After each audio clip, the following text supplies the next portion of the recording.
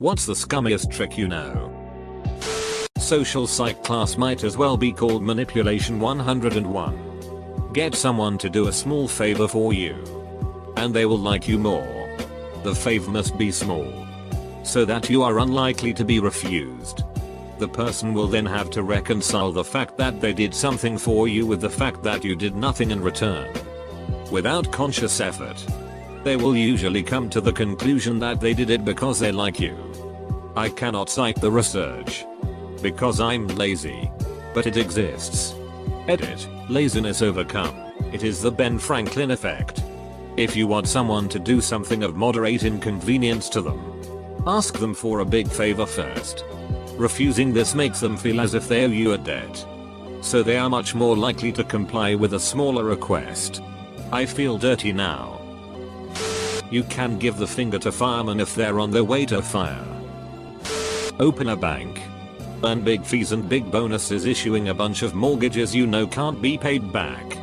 When things start to go bad, threaten Congress with Armageddon and receive a huge bailout. Pay yourself another huge bonus. Finally leave just before the bank goes broke and stick the FDIC taxpayers with the resulting financial black hole. I bet you $1 I can make your tits move without touching them. Grab said tits. I lose. Hand over the dollar. Walk. Note, I'm not responsible for this. Nor would I do it. A friend of mine met his wife this way. Seriously. If you stand outside a popular bar and charge a cover, you can usually snag about $40.50 before getting chased off. Some asshole pulled this stunt at a local bar. Took $5 from me. When I wised up, I called over the bouncer and told him the guy took $10. When you are the designated driver and your passengers are really intoxicated, stop at every gas station and ask each them for money to fill up. Strip club bait and switch. Get a small baggie. Fill one corner with any sort of white powder you may have laying around the house. Baby powder. Powdered sugar. Even flour will work in a pinch. Tie the corner of the baggie into a small knot, so it looks like an 8-ball of coke. Go out to the strip club. Every time you pull money out of your pocket in view of one of the girls, make sure she sees it. Or drop it and pick it up really quick. Pretty soon you'll have a gaggle of coke whores hanging around. They'll start dropping hints, wanting to know what you're doing later, etc. etc. Invite them over. When you get home, make a big show of having lost your coke. Have a lot of booze on hand. They'll stay anyway. Shove a chunk of foam up the coin return slot of a busy vending machine. Come back a while later to collect your chunk of foam plus winnings. Ugh, some got me with this yesterday only with gum. I fingered the hell out of that hole for 5 minutes just trying to get a quarter. Walk into a bank and ask the teller you're going to receive a lot of money in the near future, and that you may like to open up a 20,000 CD or something involving a lot of money. Then teller will then, by policy, be forced to get a personal banker to deal with a high priority customer. When you're labeled high priority, they waive a ton of shit and treat you like royalty for a while. For example, my friend had over $400 of a bunch of overdraft fees he couldn't pay.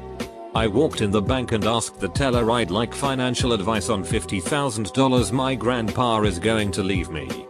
She directed me to a personal banker. I got to talking to her for a while about a bunch of financial mumbo jumbo, letting her think she was convincing me. I then brought up the fact that my friend's personal experiences with the bank has made me question their reputation, in spite of the fact that others recommended me here. We called up my friend, cleared his fees, and I never walked in that bank again. When you see a bum about to ask you for money, ask him for money first. A little gypsy kid asked my friend for some cash once. My friend said he didn't have any but wanted to buy some coffee and asked the gypsy kid for some money. Gypsy kid gave him cash. I figured out how to change the print queue at my school's library and often cancel people's print jobs to shorten the line and get my stuff printed out. In other news, your IT department sucks. Tell me about it. Anyone inclined to print a config page, grab the IP, and use the handy little web UI is free to do whatever they want. My favorite trick. Not really scummy but dirty. When you are in the backseat going through drive-thru, wait until your buddy finishes ordering from the girl, and when she says will that be all? Say and ABJ. Then hide so your buddy has to face her. Going through the drive-thru in fast food restaurants, they don't put cups of water through the register. Basically ask for one. They're free. Go to the pay window next and tell them you just asked for water. When you get to the last window where you get the food, most of the time you'll get the order for the person behind you which they've paid for.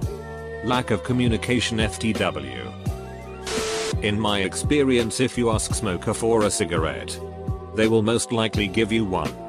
I knew a guy who would carry around a second pack with just one cigarette in it, just in case anyone asked.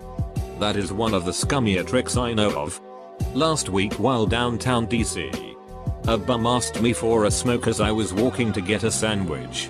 I told him to pick up 10 pieces of trash and meet me at a dumpster on my way back, and I'd give him one. Sure enough, he picked up trash and I even gave him an extra cig. Get several flimsy paper or foam cups. Super glue them to your coworker's desk and fill them to the brim with water. If they don't realize the cups are stuck to the table, they will just try to pick one up normally, and water will go everywhere. Then they will either try to sponge the water out of the old ones, which will make just as much mess, or just rip them all out. Another good one with cups and water. Set up like 100 cups on a roommate's floor, and only fill up 3 or 4 in the middle with water. They will kick their way through first few, then kick water everywhere. If you're on the road and don't want to pay out for a hotel, I know that Walmart has a official policy that they won't kick you out of their parking lot unless you've been squatting for something like 24 hours. They kicked some homeless kid out of their lot a few years ago and got slammed all over the news when he turned up dead. We can print to printers in other offices at my company. I print Google Maps of directions to gay bars from guys' homes. Call Dell with an old PC on hand. Tell them it caught fire, smoked, or even shocked you. They will buy you off. At the very least, they will send a brand new $5,000 system. My buddy got a home server, a system, a desk, and free software. Over 10k worth of stuff. Not that I'm advocating this as an ex-employee. I am extremely loyal to Dell. Red Kool-Aid powder in the shower head. Your sleepy victim will frantically try to find where they are bleeding from. Crushed butterscotch Lifesavers works much better. The water comes out clear, and the more they wash, the more sticky the person gets. Ground up Alka-Seltzer will cause a false positive for coke on many quickie tests done by cops at the scene of a bust. Grind some up while wearing gloves. Place in a drug-type plastic bag. Also while wearing gloves. Plant in someone's car and then drop a dime on them. Mean. Nasty. And can result in incarceration of the individual you are setting up. For a less mean trick, take a plastic Ziploc bag without a slider and place into it 2 tablespoons of sugar, 2 tablespoons of dirt, 1/4 cup of water, and a dead fish. Hide in a place it will not be discovered for a couple of weeks. Under a spare tire is great. Really awesome spot is above a suspended ceiling tile. The bag keeps the smell in initially. The dirt, water and sugar provide bacteria and a starter culture media. The fish will rapidly rot and give off gas, which will expand the bag and eventually pop it open, releasing the wonderful aroma of 2-week-old rotting fish in the target area. Go to park and wait for a woman jogging. Leap out and deal her the biggest blow to the back of the head. Take her cash and get the hell out of there. For your information, after reading many of these comments, the things people do are extremely illegal and not really a scummy trick. Woman jogging, do not carry cash in those tight pants. You tricked me. Do I just leave her there? Sent via BlackBerry. When I'm playing Settlers of Catan and I have a Monopoly ready to be played, for the sake of example we'll say I'm going to play it on wheat, I first trade out any wheat I have in my hand. Doesn't matter for what, just trying to get some cards. Then play my Monopoly on wheat and get my wheat back and whatever other wheat they had. Oh, I'm bad. If you take an extension cord and make both ends male, and plug them into sockets in different parts of the house, it can trip the entire panel. This would be on the theft side of dirty, but we used to do this all the time in high school. Go to local big box store that has a customer service counter. Egg. Canadian Tire. Walmart. Home Depot. Pick up desired item and walk to the customer service counter. Ask to return this item. They will say not a problem. Can I have your receipt? Reply yes. Just let me you know what? I forgot it in my car. 1 second. And leave with the item. Also, just found out kids at my university were picking up textbooks off the shelves and taking them to the used book buyback counter in the campus bookstore. They would get 40% of the book price back instantly, without even purchasing the book. I would most likely give you one whenever, because cigarettes are like pot. If you have it, you share it. Scummiest trick I know? Take any two pool gonads, put them so they're at the edge of the corner pockets on one end, the end you break toward, preferably about to fall in. Have your victim stand at the middle of that end, and put his pointer finger on each hand on each of the gonads. Place a nickel on the spot where you would normally rack the lead ball. Tell the victim that you will shoot the cue ball at the nickel. The nickel will go one way and the ball will go the other, knocking both gonads in their pockets. The breakdown: you shoot at the nickel. Dead on. As hard as you can. Choose the force based on your victim. Of course. The nickel makes the cue ball jump off the table and hit the victim in the gonads. This works especially well for young dads. Be sure to attend all the birthday parties for your kids' friends when they are in the 2 to 4 year old range. All these healthy young moms spending all their time bent over dealing with little kids. Lots of cleavage. And you get to come off as the really great dad. Not scummy. Genius. When my friends and I used to get incredibly stoned and play hockey in underground parking lots at 3 AM, we'd be thirsty, and we'd have the munchies. Solution: walk into 7/11. Take a double big gulp soft drink cup. Pop a Ben & Jerry's ice cream in the bottom. Fill the rest with Slurpee.